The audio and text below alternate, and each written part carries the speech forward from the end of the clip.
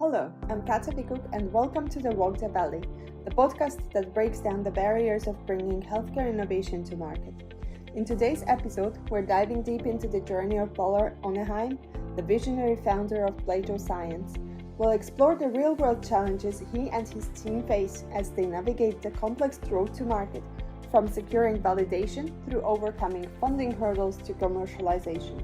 Let's go for a walk in the valley. Thank you so much for agreeing to talk to us today, Balder. Can you start by telling us what inspired you to fund Plato Science? Yeah, absolutely. Well, thanks for having me. I think our key motivation for starting the company was that we used to work with this really fascinating technology in a lab context, but it wasn't available in any wider context. And we felt that that technology needed to get out there, and no one did it. So we ended up doing it for our own sake. So it was a very let's get this technology to market and then find out afterwards where it will make most sense in the market.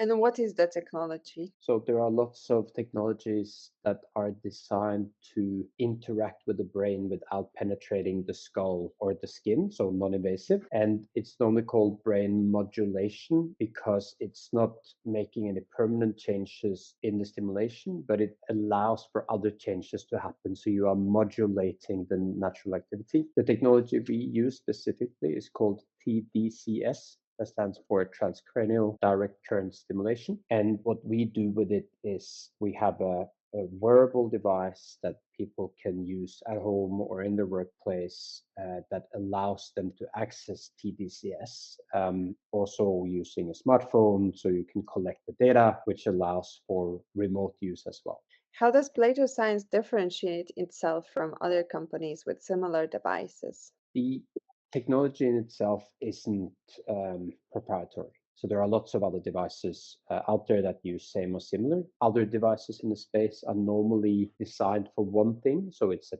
pain treatment or it's a depression treatment, while ours is a portable TDCS device that can be used for a wide range of things. I bet you face a lot of challenges with testing and validation of this technology. In your experience, what are some of the specific hurdles you've faced in getting this tech to the market or getting it validated, first of all? Yeah, we actually took a bit of an unusual approach to validation. So we started the whole project as a consumer electronic company. So the first part of validation related to all type of user needs for instance, things like easy to use or portable or that people can use it themselves without any supervision. Those factors we validated before we went medical, so to speak. And then for the medical part, one of the benefits for us is since the technology is widely used also by researchers. So last year, more than 1,000 peer-reviewed papers came out using TDCS.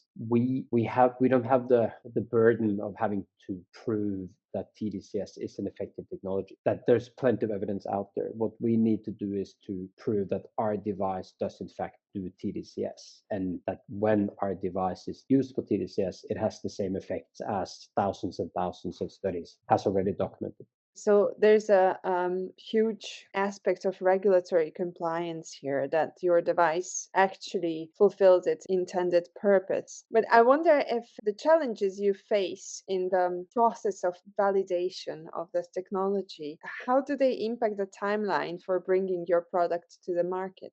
Well, I think validation of technology is always a huge time issue in medtech startups. We experienced less of that because we already have the device validated. What we definitely see now is that the process of getting or reproducing the evidence showing, look, our device also works in the same way as literature for this condition and now this condition. We have to do it one condition at a time. So, if you want to have a device that can be sold for ADHD, no matter how much literature there is, we still need to say our device can do the same thing. So I think that's probably the new rules about what is required to claim equivalence, that to the extent to which we are allowed to use data from identical technologies elsewhere to document our functionality is probably the biggest challenge. the EU has very specific, or the MDR has very specific requirements for equivalence that is really difficult. Yeah, I think the worst thing about it is it's actually not the MDR, it's an MDCG guideline. So it's not law, it's a recommendation, but the recommendations are treated as law. So it's even worse. It's not, if someone gave us a set of rules and said you have to follow these, I'd prefer that over someone saying, here are some unclear rules you have to follow, and here is a guideline document that we expect that you follow, but you can also choose not to. You mentioned that you need to validate your technology condition by condition. How do you go about setting up clinical trials? You can't really avoid them, but they can be very slow to set up. How have you navigated this process with Plato Science? I think validation, because I think the term is used both in the regulatory sense, so it's the last step before market introduction. You validate user needs, but it's also more of a general term for validating whether something works. The validation of whether it works, I think the number of different types of validation. The clinical one is the most difficult, definitely. It's showing, does it work for the indication you say that it works for? So using ADHD as an example, the amount of work we need to do to demonstrate our device is, as you know, very extensive. And the rules also vary from market to market, which type of studies will be accepted. So different markets have different rules saying we don't accept, the FDA doesn't necessarily accept data collected anywhere, and vice versa for the EU. So I think it's a very big question, but our approach to it has been to find researchers who already have an interest in doing this type of work, and then provide them with devices allowing them to scale the work, and then using that data as trial data. So your strategy is to finding the researchers who already want to do experiments or large scale studies with a TDCS device in a specific condition. Yeah, And or hospitals, or clinics. Yeah, so we just got the ethical approval to run a very interesting study with two Danish hospitals in Region Mid, and that's again clinicians who are working with similar technologies, who are keen on trying it, and then we collaborate with them, but it's actually them doing the study. So we're also arm's length from, if they wouldn't have positive results, they would be very open about that. well, that's great because you also don't have this strong conflict of interest in the Mhm. clinical trial results, which is a great approach and a very smart strategy. You mentioned the ethical approvals. How do you balance the need for this lengthy, rigorous ethical approval with the urgency to bring the product to the market? Well, I think ethical approvals are extremely important, and the process of getting them can be very different. So, in an academic context, some universities have their own ethic boards. They can very quickly get approval. If you want to change something to your protocol, there's a fast track. So it's very efficient. And then elsewhere, like in Denmark, we have a national ethical process, especially for new novel technologies, which can be very time consuming. Changing any parts of your study is a whole new approval. So I think what we've experienced is that certain markets are much easier to get the approvals you need quickly. And it's not because they are less rigorous, it's just that the setup they've chosen to do the approvals are more efficient. That's how it has been. Now with the new good clinical practice guidelines from the EU, all European countries are supposed to align and get the same form of ethical approval. Denmark has been one of the first countries in Europe to fully implement, because the system we had here was quite similar, so they didn't have to make many changes. But in a couple of years, we'll probably see that all of Europe will have this more or less same national committees, etc. But lots of companies would have research centers in non-European countries where the ethic rules are faster. So it's not, again, it's not that you do less rigorous ethics, it's just that you can do it faster. So you've validated your product and you are trying to get it to the clinics. In this scenario, we talked about it earlier, and you mentioned that if something works, a doctor will have it immediately available. And you meant it as immediately available in public practice and not in private practice. However, when you take a product, a healthcare product to the market, it's easier to start with selling to private practice. Why do you think this perception exists and how does it impact companies like yours? Yeah, I think at least it has been our experience in Europe and in other markets that has a strong public healthcare system, that people's general conception is things that are not part of the public system are a bit dodgy, a bit new age. Does it really work? If my doctor doesn't prescribe it for me, it's probably not real. That seems to be the general understanding, and I think that is correct for established technology. So if something's been around for 50 years and it's been used in private but never made it to public, it's probably a reason for it. I think that the place where it's challenging for us is it seems that people underestimate the time it takes from something to be very well established and very accepted and approved, even by the doctors who work in the public system, until they have things like a reimbursement code that they can enter to get the money back for prescribing it. So it's 5 to 10 year delay from a technology is ready to be used in the public system until it's fully rolled out. And that's if you're fast. That's actually my personal experience as well. And I've also seen doctors, even though the technology is there, ready to be adopted by the doctors, often doctors just don't have the capacity to learn the new technology, and that's why it doesn't get adopted. Yeah. It's a really hard nut to crack how you take your tech into the clinics, even though it's fully validated, proven that it works with patients. Yeah, I just had a follow up to that, and the I completely agree, and that is our experience as well. And I think it's even worse because a technology or a new drug, for that sake, doesn't suddenly become an approved part of the public system by itself. So someone needs to put money and effort behind getting a novel drug or a novel technology into the reimbursement system so it can be used in hospital, and that's not a cheap process. And you can call it whatever you like. You can call it lobbying. You can call it advocating. But for a technology like TDCS to be in all Danish hospitals, it will be a lot of time and money spent from a lot of TDCS companies that push for that to happen. It doesn't happen by itself. So it's not that a technology that works and is well approved then magically appears in hospitals. There needs to be money behind it. And you might even say that certain companies are spending 100 times more money than we would ever have to get things in that are maybe borderlining to be approved or ready. I think lobbyism is probably the correct political term to use. What role do you think communication and transparency in managing these expectations has? How do you get creative as a startup? Yeah, I think it's sort of twofold. So one thing is how do we manage our expectations as a company and the expectations with our investors and people who think that our company has a future? How do we manage their expectations about how long it actually takes, even though your technology is super validated until it can be in a Danish hospital. The other one is on the patient user side. So we, Plato Science, can't legally sell directly to a patient, but we have a lot of patients who come to us and sort of say, I read up on it. I know TDCS has great results for my condition X or Y.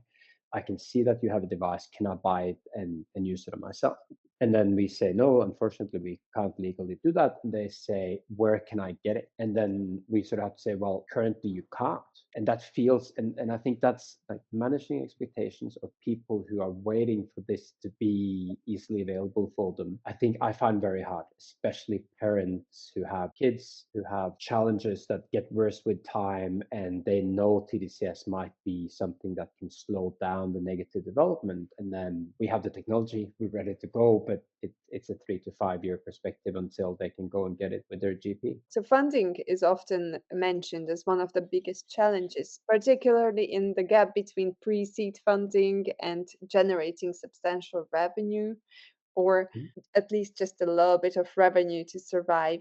Can you share your experience with this at Plato Science? I think it's easier to raise money, in my experience, for things that have a shorter horizon. So to go to an investor and say, here's my great idea. If it all goes well, we'll start making good money in 10 years. It's not a very good value proposition compared to selling, we've a website that can sell custom fitted t-shirts. It's already up and running and we make 500,000 a month. It's a very different business case. And I think the gap between pre-seed, play money, whatever you want to call it, and big investments is definitely something that we've experienced as well. I think when we were pre-revenue, we had the device, a bit of traction, but not making a lot of money. It seemed to be easier to raise based on the vision of what you can do in the future. But now that we are in the future and we actually are making money, not substantial money, but we're making money, then raising money becomes harder because then people are talking about why you're not making more money right now.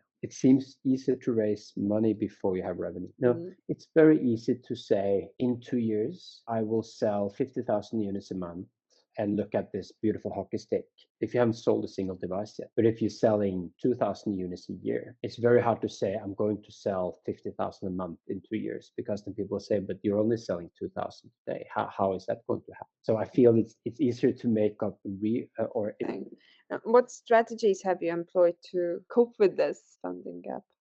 We're actually trying not to race. That's as simple as it is. That right now I believe, we're in between sort of the place that it was easy to make up fantasy numbers and the place where we have really strong numbers, and we just have to stay in. And I think we will. I think we managed to make just enough money to do what we need to do until we do have figures that can raise the big sums. Yeah, it's sort of organic growth, a period of that in between those two, but that requires enough revenue to do so. So I think if you asked me a year and a half ago, I wouldn't have had a clue. Luckily, we're now making just enough money to that I think we can close the gap. Do you think certain partnerships are helping you to sustain and grow to that substantial revenue place that you mentioned? Or do you have any ideas about innovative funding models that you can share? Hmm. In the past, we've done group angel investments, and I know they're becoming quite common even in the medtech space, because it's hard to find a business angel who can do high risk investments with the type of money that is needed in healthcare. But if you find 10 of them and they invest together as a group, then suddenly you do have enough money. So I think pooling business angels is something I see. We've done it. Lots of young, interesting medtech companies I know has done the same strategy. Of course, the whole grant-free money sector is another one. We haven't done much of it. I come from the academia sector where your success rate is 2.5%. So applying for grants just seems like a waste of your time. I know it's different in our space, but we haven't spent much time and money on trying to get free money. Uh, but what I was going to point out that there are different types of soft funding. There's research funding, which typically applied for by academics, by academia, but there's also innovation funding and a lot of other funding sources that could be useful to approach. For example, for medtech startups, typically in the valley of death area Mhm. that we are talking about, because this is the stage in a startup development where you either survive or die. I actually, I never looked at it specifically, but it would be very interesting if there are grants that are designed to close that gap specifically, that aren't too specific. Because I think one of the problems we've been part of probably 7 or 8 big EU grant applications in the last 5 years or so. Some successful, more unsuccessful than not.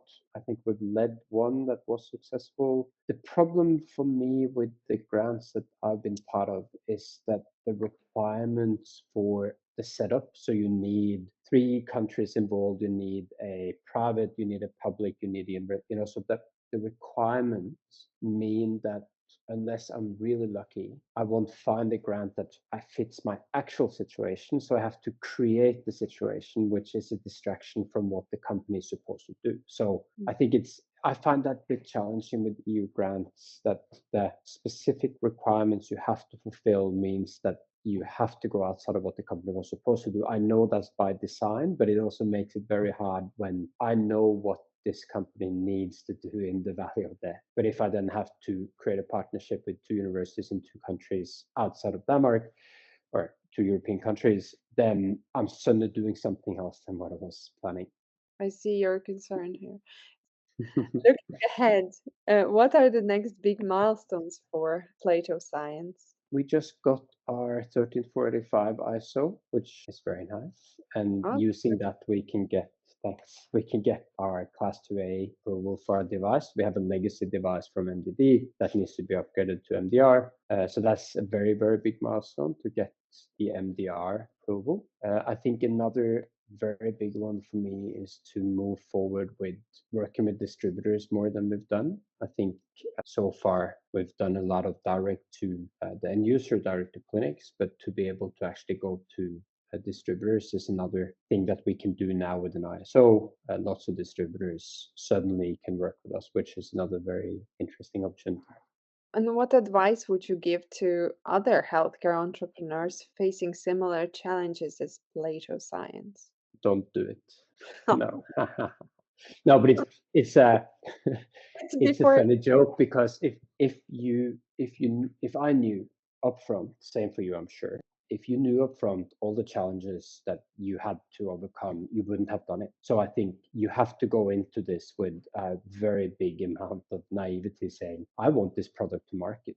And if you knew all these things, I think it's very hard to get started. But my real advice would be find an investor, a seed investor, or a business angel who's done it before. That's when we've gotten that, it really changes your ability to foresee these problems. Wow, okay, this is a very good advice.